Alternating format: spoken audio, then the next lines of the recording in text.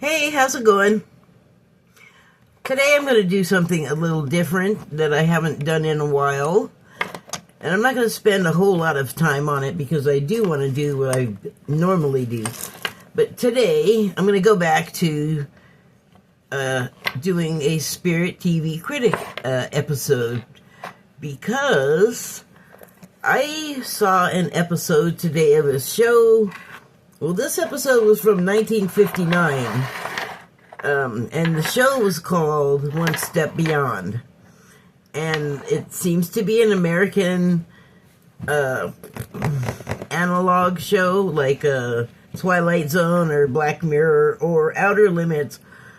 You get the picture. So, the episode I watched was from 1959, and it was called The Bride Possessed, which I immediately zoomed in on it, honed in on it, whatever. I was like, that one I have to watch because of the possessed part, because that's just something that is of interest to me, is paranormal stuff.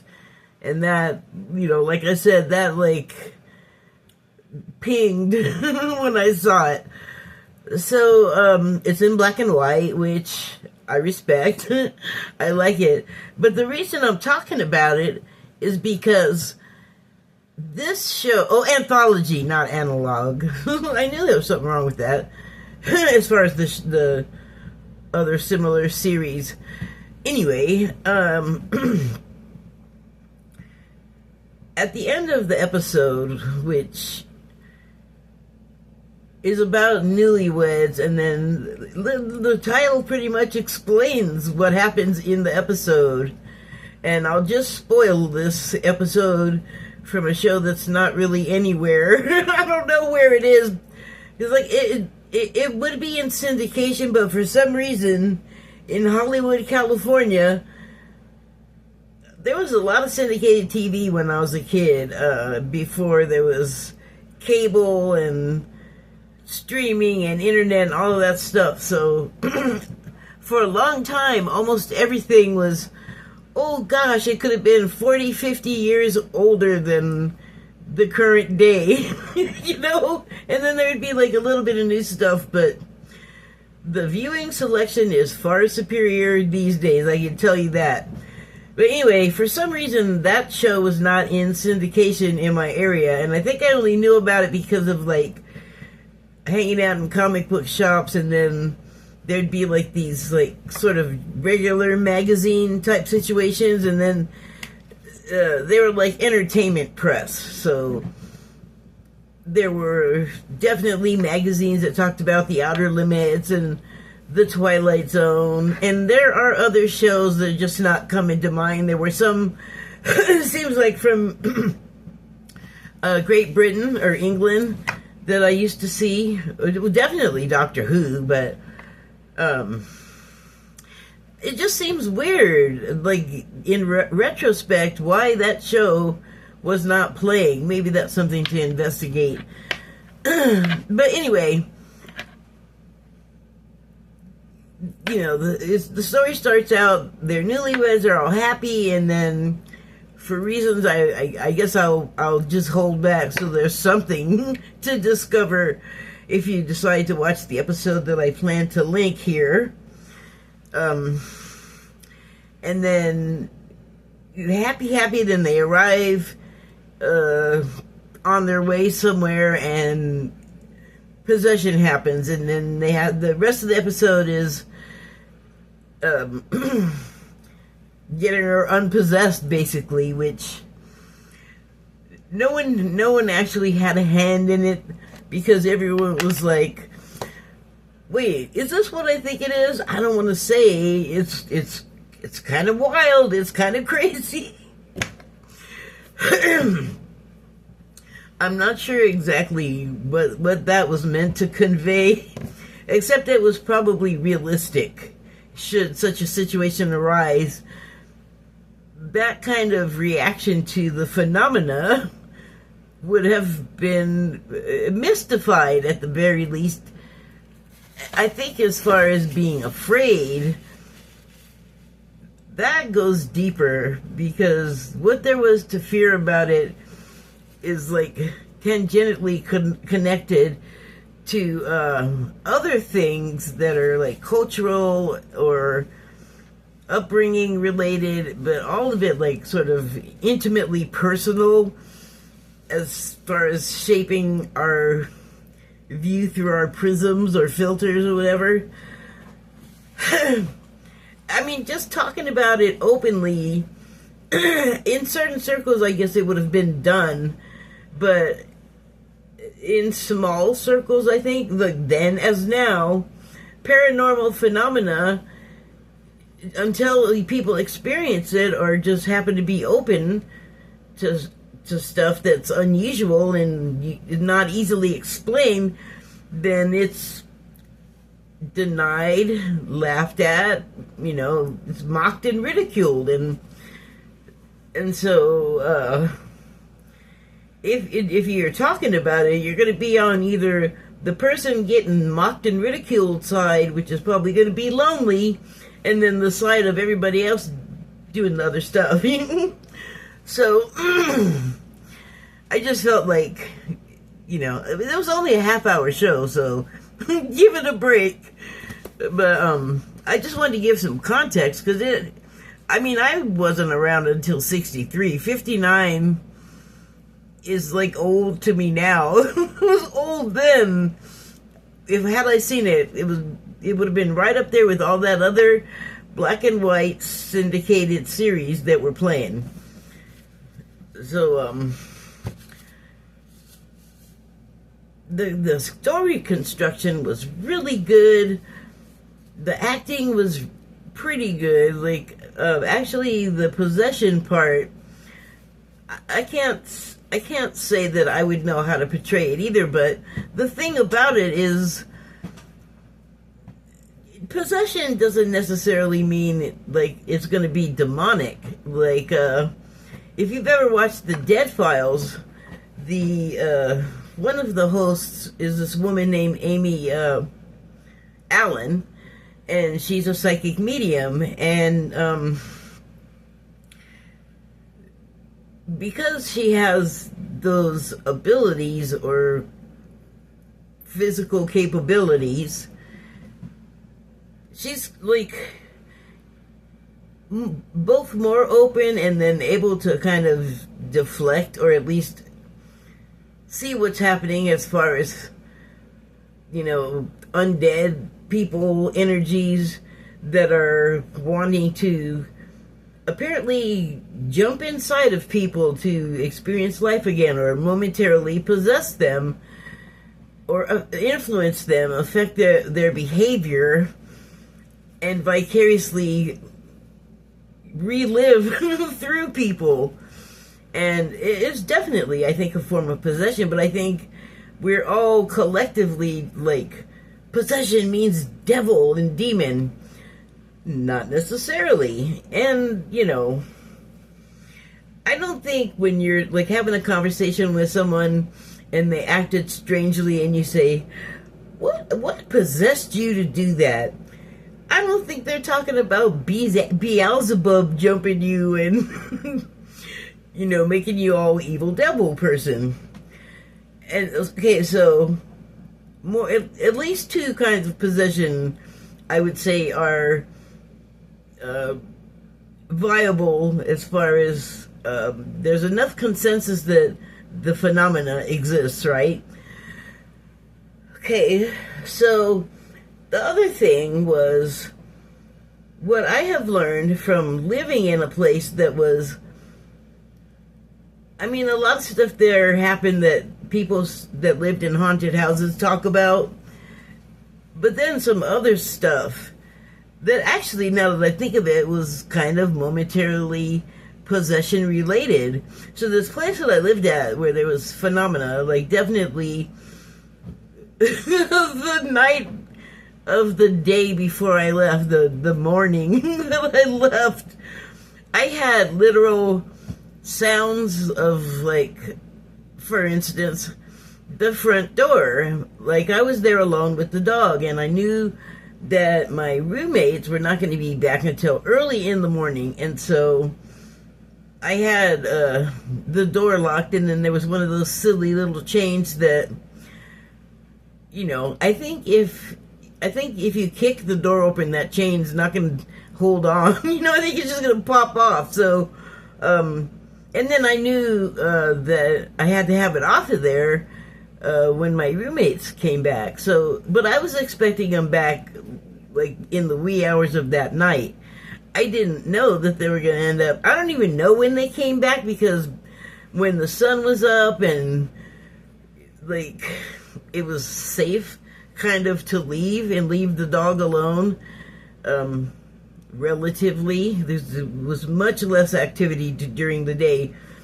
Although I don't know, I feel really guilty now about leaving the dog alone, but I do know that when I left at 7:30 in the morning and they were like an hour and a half away or an hour and 15 minutes away, driving back from where they had been overnight,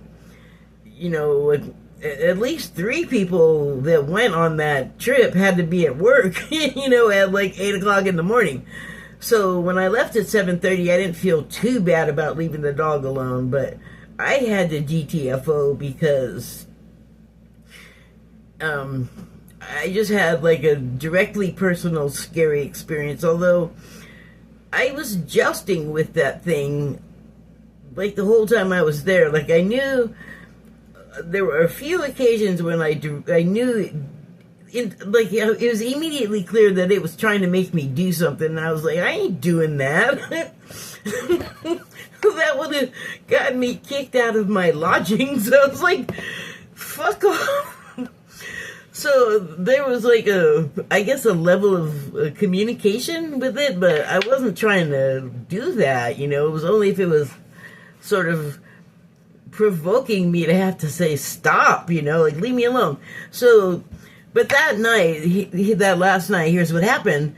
Like I said, I had the door locked and had thrown the chain, and I knew one of our regular group had not gone with them on this trip, and I knew that they would often come over even though they didn't live there, and it was as if they were in another home, and that was expected. So here's the thing about the chain on the door. I was awake, and I knew I'd be up because I'm a night owl, I knew I'd be up until the wee hours anyway. This other person that I was just talking about that did not go to this show, it was very slim, and I knew that if anyone could do it, he could get that skeleton arm in there and just unhook the chain. So I don't know if that was sort of snatched out of my head and used against me, but I also knew at the time, which was before the profusion of ghost show stuff that there is now, I knew of phantom noises that they could make to trick you for whatever ghost logic reason they have for doing it, just to mess with you. So, well, sometimes they have stuff to tell you, but I don't know what this was telling me except get out of here, like hurry up and leave. And I'm like, I am really trying. Shut up. Sorry. One of those conversations in my head that I felt like I would have frequently when I'd just be sitting there trying to read and pass time. I'd be feeling like, is it time for you to go yet? And I'd be like, what? Like, knowing this thing is in my head, I'd be having this conversation like, I can't go anywhere yet. Like, I can't go anywhere right now. Get off me. I'm not going to just walk out the door and, get out of here. Those are the kind of thoughts I would have going through my head, and that wasn't just like, I wasn't like inventing an imaginary friend in my early 20s, to entertain myself. Like I said, this is interrupting my reading schedule.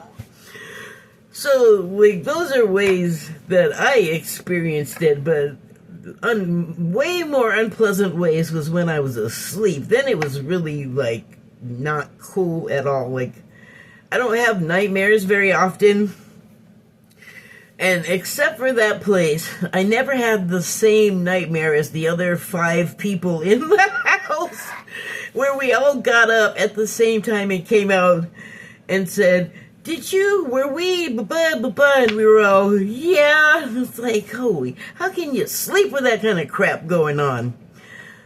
So, I could laugh about it now, and we laughed about it a little bit then, because, if you don't laugh a little bit, there's no way to relieve the fear from something like... There was a couple who were the leaseholders of this place, and everybody else was a roommate.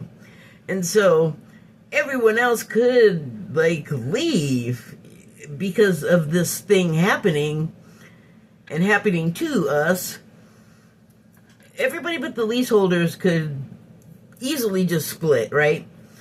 Compared to the leaseholders with the obligations, right, of the lease. And so here's the other thing that didn't happen when I was there, but I did have a sense of the feel, it was there, so I was feeling it. I had a sense of what might have driven this thing to do what I'm about to tell you it did, that I wasn't there to witness, but the leaseholders had been there several years at this location in LA, in the valley, and while they were there, I think 3 cars had come flying off the off-ramp, or on-ramp, in the back of the house, which was an incline, and so, you were just gaining speed to get on the freeway, and it was a straight shot to merge onto the freeway, and every one of those cars just suddenly went woo and took a sharp right turn, which put them in the parking lot behind the building of this place, and they were fatal each time. And I looked it up. It was true. You could, in the paper, at the time, you could go to the library and look in the microfiche, and they had no reason to believe these people would lie about it anyway.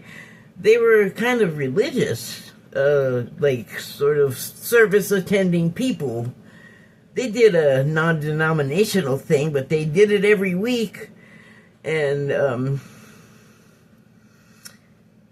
they weren't Jesus people. They didn't quote. They didn't talk about religious stuff all the time. Going to the church was the only thing, but you definitely maybe it was have you ever been around Mormons? They were not Mormons.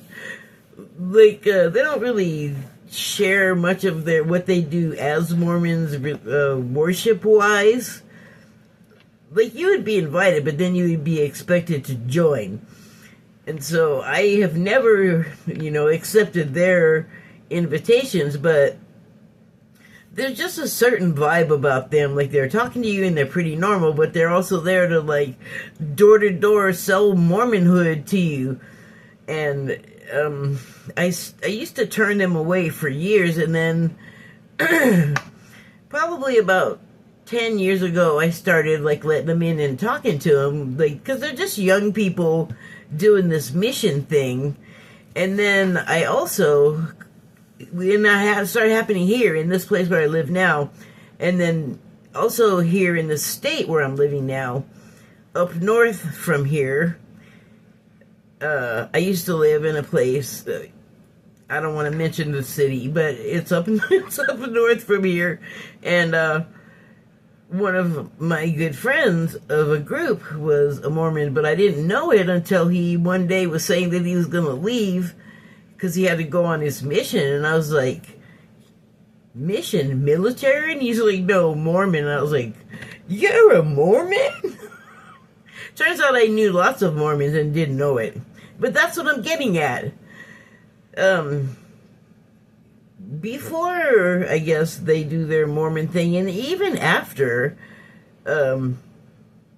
they're still just people. They can blend in to the rest of the society like they live. But I don't know, if you hear what they want to do, it's kind of scary. It's kind of weird. I don't want to talk about it. But anyway, religious people have a vibe. And so they had it, but they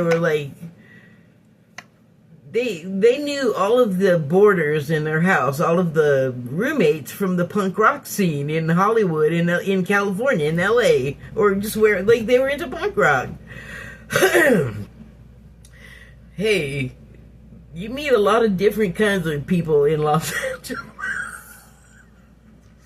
And all of us were native Angelinos, by the way, not these imports from out of state. Anyway, so, yeah, back to the cars going back in the lot and, like, basically ending people, because the entity would get mad and they would feel it in the house, like, depending on who happened to be living there at the time, they would be affected, but you could definitely feel when something was up with that thing. Like, I was there for a good long time, and then I noticed nothing, and no one said a word about this until one day I went to use this bathroom that was right, like, you could just open this door in the kitchen, and it was a little half bath. And I just went in there. No one was in the kitchen when I went in there. And then, or they were actually, and I just opened up the door and went in there. And then when I came out, everybody was just looking at me. And then there was a couple of guys there, and we were all in our early to mid 20s. And the guys were like snickering and whispering together, and I kept hearing them say Casper. And I was all, what are you guys talking about? What are you guys laughing about? And then one of the, like, older adults who was the lease owner, the wife, she didn't say anything either, but she was just all, oh yeah, you shouldn't use that bathroom. And I was all, why not? It sounded like it worked. Like, and I wasn't just all, I'm just gonna use it. I'm just gonna use that room you told me not to use anyway. Shut up. But I just wanted to know, because it seemed fine. And she's like, well, and then they were snickering, and I kept hearing Casper, and I was like, what, is it a haunted toilet? And then they just fell apart, but then they got scared and, like, left the room. They might have even left the apartment. I don't know. Like, the experience was very strange there.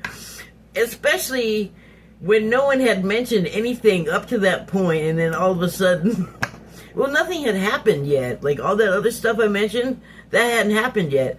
But I guess I got it active again for you using that toilet. Then I guess she told me, the wife, I'm not going to mention her name, but she told me, like, okay, well, yeah, actually it is haunted by a ghost, and, like, the whole place is. And that's when I learned about the cars coming off the freeway, and, you know, people having weird experiences. And she didn't tell me a whole lot of that. She just mentioned that, she told me about the cars, and, like, that really probably was enough. Like, I probably didn't need to know more. And then I was also skeptical, not of the phenomena, but I just felt like, really? It doesn't seem like it. Like, I just kind of didn't believe her. And then things started happening, and started feeling stuff, and I started seeing stuff. Like, if you've ever watched any of them ghost shows, they'll talk about, like, black stuff forming just in the air, and it looks like smoke or lace or something. So I started seeing that, and when I was talking about the influence thing, well, the husband of those people,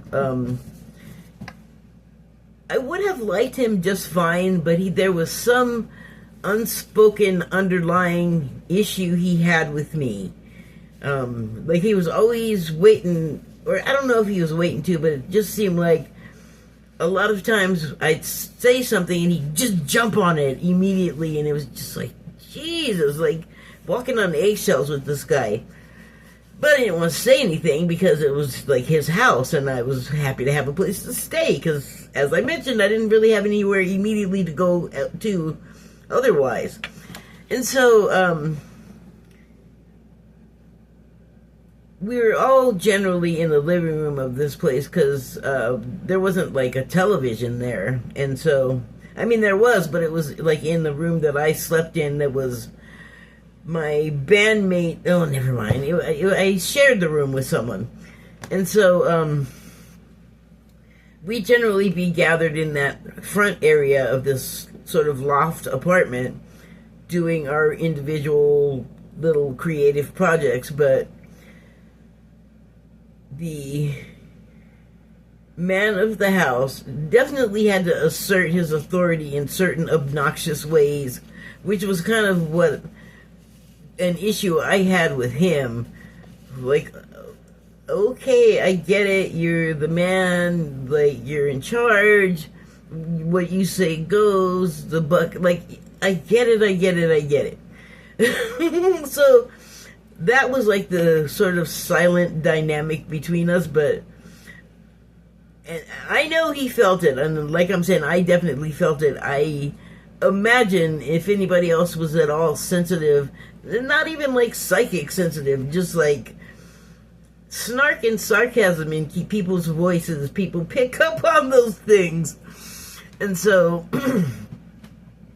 I remember sitting there like reading or whatever, because that was what I was usually doing, or playing guitar.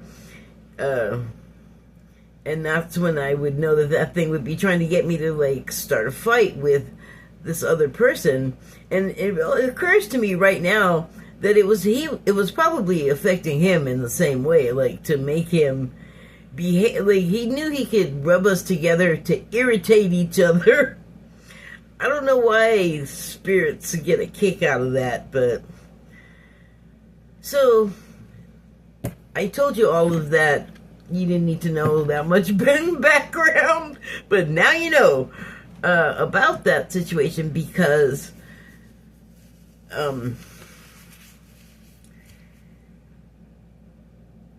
I just learned a lot about how that thing, how much those things can affect you, these sort of paranormal energies, entities, whatever you want to call it, which they were sure it was a demon, and I feel more like it was an elemental, but maybe that's something I can go into another time. But what I learned personally, and then sort of was validated later, over and over when the ghost shows came out, regardless of who was possessed, human or demonic, you know, from the other side, when the persons left the location, they didn't stay possessed. Like, I don't think even the demons were, like, they didn't stay 24/7. Like, people can be, if you ever watch, there's a, I don't know the name of it, and I'm not going to stop now to look for it. And if I try to remember to link later, if I try to remember to do the link after this, I don't have high hopes that I'll remember. So I'll just say there's an Italian documentary about an exorcist in Rome, and he talks about, and there's some documentation of exorcisms. And so what I'm going to point to here is that part of that film was he had people that were sort of outpatient possessed people. And like I said, there's documentation, and then there were some things that happened that I'm thinking of one woman, and it's like, well, there's no good reason that she should be able to do that. Or I guess good reason isn't the right way to say it. Explainable reason that sort of universally accepted. Like, a lot of people are going to be all, she couldn't possibly be possessed by a demon. Yes, there's fishing wire levitating her in that giant wooden chair. But my point is that it was almost like she came in for appointments for exorcism treatments, and the rest of the time when she wasn't there, and the thing would sort of come out when provoked by the priest. So I guess the demons can just stay there and just lurk in you, but that's what the demons do. Like, they're not just all. I'm sure it happens. There's got to be people whose sort of mental defenses are conducive to alien or demon mischief, and then also, unfortunately, weak to possession. Like, so, but the woman and the other clientele at the exorcism clinic in this documentary also went out and operated in the world. But I remember one of the men had like this depression that was so, it was visible. This, I guess, clinical depression where it's like he's constantly in a state of ideation where he wants to be really conclusive about his actions regarding his life. I'll put it that way. But he had a job and a family and operated almost as normal. So again, possession is one of those things that this is becoming like a trend. I guess it's not a trend since I'm just noticing it more and more. It's just, I guess, the reality of things is that we are so sure we know what the heck's going on, and then we think something, and I guess we sort of upholster what we think we know about whatever we're talking about, but we haven't actually experienced or seen. And then come to find out, none of it was right. Like, we didn't know what we were talking about at all. I mean, it just seems to happen over and over. So, but back to the show. Back to the show. The bride, I guess I am going to tell you stuff. In the show, here's the reason why I brought up all of what I just said. She, like, never is unpossessed, and she's not demonically possessed, so I just felt like there was a discrepancy there when there is but, even, like, some of these other places, maybe it's that there are levels to demonology. I know that that's something that exists in the classification and study of them. And the same is true of angels. There's like ascending levels or descending depending on which one you're talking about. I guess, but my point is that I feel like they got that one wrong since it was a ghost. And also that this particular ghost, they say she was only gone a year.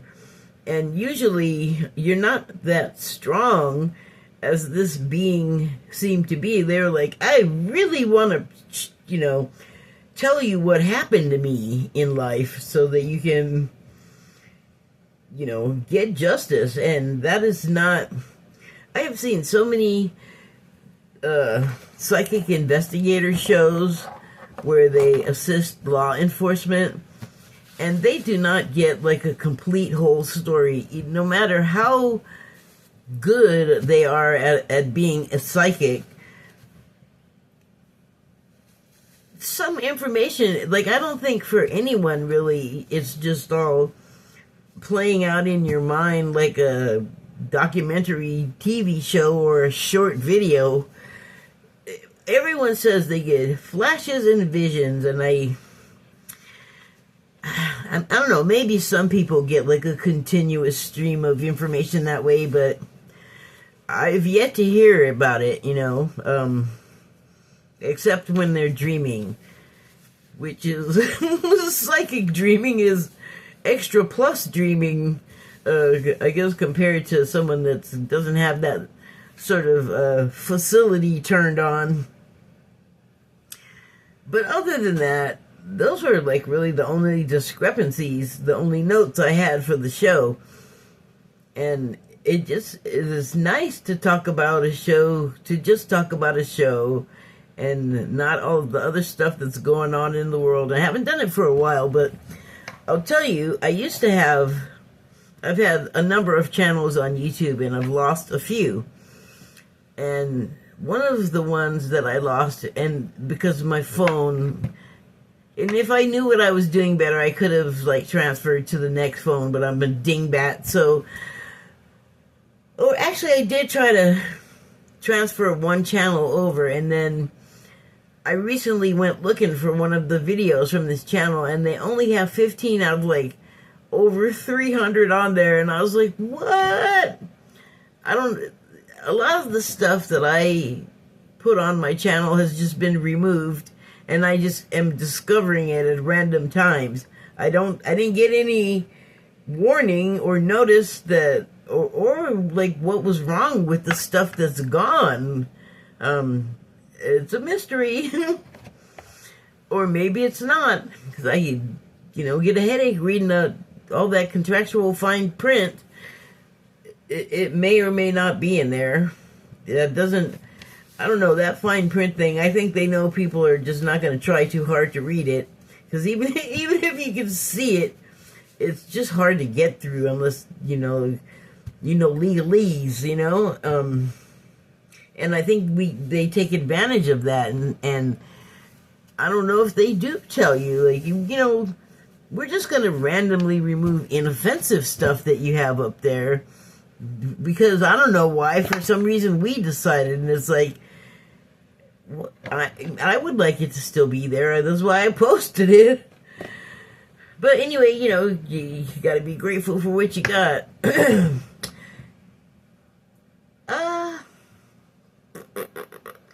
think that's all I had wanted to say. I just had a couple of notes about the sort of behavior of a possessed person once they leave, like the I don't know, the main location. All right, I gotta get out of here because I got another one in the pipeline. Thank you, and good night.